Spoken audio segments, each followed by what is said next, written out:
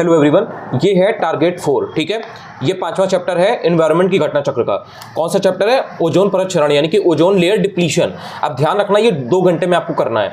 अगर आप पहले पढ़ चुके हो तो आपका ये आराम से 2 घंटे में हो जाएगा, वो भी रिवीजन भी हो जाएगा, कोई प्रॉब्लम नहीं होगी, आपको चीजें समझ में भी आ जाएंगी।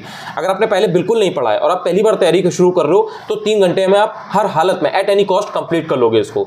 आज क्या है, जिसको कर लेना, संडे है, इसका मतलब ये नहीं है कि आप इसको करोगे नहीं। ठीक है, तो ये आपको ध्यान रखना है। कुछ बता देता हूं चीजें इसमें। देखो, इसमें 4 सबसेक्शन है। पहला क्या है कि ओजोन लेयर होती क्या है, तो आपको इसके बारे में पढ़ना है बेसिकली कि ओजोन लेयर होती क्या है। अगर आप ये चीज जानते हो तो ये जो यहाँ पर इन्होंने एक्सप्लेन किया हुआ है ना, वो आपके काम का नहीं है। मतलब समझ लो कि आपको वो चीज मालूम है ऑलरेडी। तो ओजोन लेयर होती क्या है, पहली चीज ये है, पहला सब टॉपिक है। दूसरा सब टॉपिक ये है कि ओजोन लेयर का डिप्लीशन यानी कि इसका जो क्षरण है ये क्या है, डिप्लीशन कैसे होता है, डिप्लीट कैसे होती है ओजोन लेयर। तीसरा जो इसका टॉपिक है वो ये है कि इसको बचाने के उपाय क्या हैं, यानी कि जो ओजोन लेयर है इसको कंजर्व करने के, इसको बचाने के उपाय क्या क्या हैं। इसमें कुछ कुछ प्रोटोकॉल्स वगैरह आ जाती हैं और भी कुछ कुछ चीजें आ जाती हैं, जैसे जो भी गैसेस वगैरह हैं, जो भी CFC वगैरह हैं, क्लोरोफ्लोरोकार्बन वगैरह, तो वो ज्यादा जब इतना ज्यादा एटमॉस्फेयर में जाती हैं तो कहीं ना कहीं वो हार्मफुल होती हैं। सो वो सारी जो चीजें वो इसमें आ जाएंगी, मतलब जितने भी उपाय है ना वो इसमें आ जाएंगे। एंड देन उसके बाद में आपका टॉपिक आ जाता है कि ओजोन लेयर डिप्लीशन के इफेक्ट क्या क्या है, यानी कि ये मानव जाति के लिए, ह्यूमंस के लिए, ओवरऑल एटमॉस्फेयर में एम्बियंस के लिए किस तरह से ये, क्या इसका इंपैक्ट है। तो ये 4 टॉपिक हैं, ये आपको पढ़ने। अगर आपने इतना समझ लिया, मतलब ये 4 टॉपिक के बारे में अगर आप जानते हो तो ये आपका चैप्टर हो गया। बहुत ज्यादा बड़ा चैप्टर नहीं है, और जैसे ये जो थ्योरी हल्की सी दी गई है बस उसी के बाद में उस टॉपिक के ऊपर 3-4 क्वेश्चन जो बनते हैं वो दिए हुए हैं। अब ये एक बात ध्यान रखना, ये चैप्टर बहुत इंपॉर्टेंट है।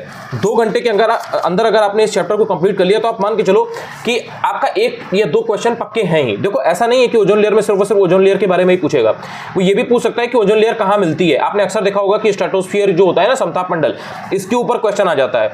आपसे अक्सर गैसेस के बारे में पूछ लेता है कि ओजोन जो है वो किस टाइप की गैस है।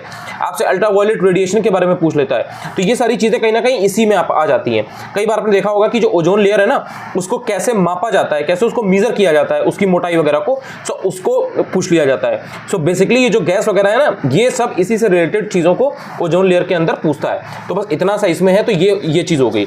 इसकी के 3-4-5 क्वेश्चन जो है वो आपको यहां दिए गए हैं, देन उसके 4-5 क्वेश्चन यहां दिए गए हैं। तो ये आपको ढंग से पढ़ लेना है। देन ओजोन लेयर डिप्लीशन होता कैसे है, देन इन्होंने इसको वो एक्सप्लेन किया हुआ है कि कैसे क्लोरोफ्लोरोकार्बन वगैरह जो है वो रिस्पांसिबल होती है इसके लिए। आपके जो रेफ्रिजरेटर वगैरह हैं और जो आपके AC वगैरह होते हैं तो उसमें जो यूज होते हैं, तो उन सबसे कहीं ना कहीं सारा चीजें मिला करके जो चीजें होती हैं।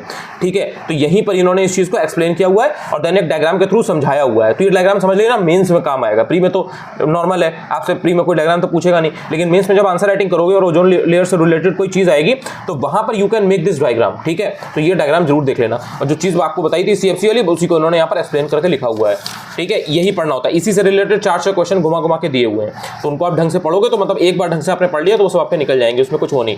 बस ये ध्यान रखना कि जो गैसें रिस्पांसिबल होती है CFC की, वो आपको गैसेस याद रखनी है। मान लो 4 ऑप्शन आ जाए, उसमें 1 नहीं है और 3 है, तो उसमें अगर पूछ दे कि इसमें से कौन सी ऐसी गैस नहीं है जो ओजोन लेयर डिप्लीशन के लिए रिस्पांसिबल है, तो वहां पर आप कम से कम एलिमिनेट कर पाओ कि ओके ठीक है ये गैस नहीं है, तो वो नाम जरूर याद कर लेना, यहां पर दिए हुए हैं। ठीक है, इसके बाद में जो आपका चौथा जो मैंने आपको बताया था कि ओजोन लेयर को कंजर्व करने के, बचाने के, इसको सेव करने के उपाय क्या क्या है, क्या क्या इसमें तरीके हैं, तो ये आपको देखना है कि इसमें भैया वही बेसिक चीजें हैं भाई, जो जिन चीजों से होता है नुकसान, उनको अगर आप नहीं करोगे, प्रिकॉशन लोगे, उनको लेकर के थोड़ा अवेयर रहोगे, मनमानी नहीं करोगे, तो वो चीजें ऑब्वियसली कम होंगी।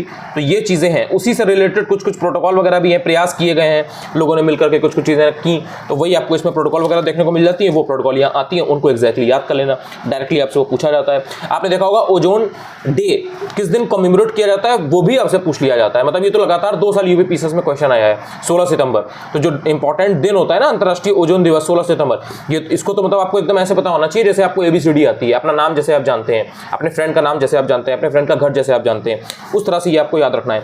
इसी से रिलेटेड बस इन्होंने यहाँ पर 4 से क्वेश्चन 8 क्वेश्चन दिए हुए हैं, काफी क्वेश्चन रिपीट भी होते हैं। और इसके अलावा फिर ओजोन परत क्षरण यानी कि जो ओजोन लेयर डिप्लीशन है, इसके क्या क्या इंपैक्ट है, किस तरह से ये नुकसान पहुंचाती है, क्या ये DNA में जो जेनेटिक म्यूटेशन होते हैं उसको भी कर सकती है, ये सारी चीज़ें भी आपको देखनी है।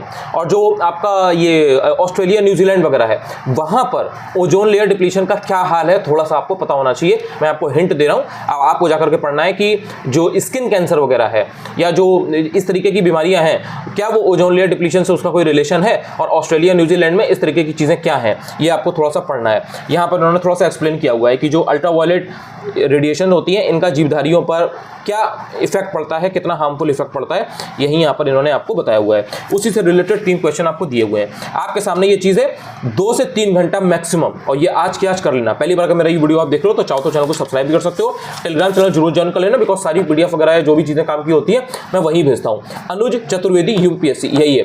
Thank you so much.